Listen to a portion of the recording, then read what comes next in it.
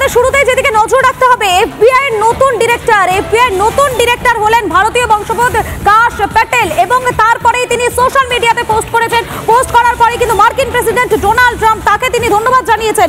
Social মিডিয়ায় ট্রাম্পকে ধন্যবাদ জানালেন নতুন এফবিআই ডিরেক্টর কাশ প্যাটেলের নিয়োগপত্রে স্বাক্ষর ট্রাম্পের।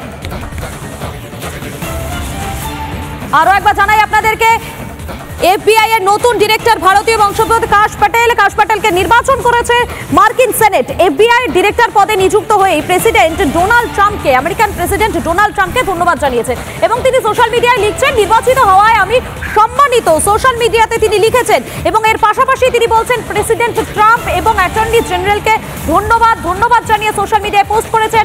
অটুট আস্থা এবং সমর্থনের জন্য ধন্যবাদ, এমনটাই জানিয়েছেন কিন্তু তিনি সোশ্যাল মিডিয়াতে পোস্ট করে লিখেছেন।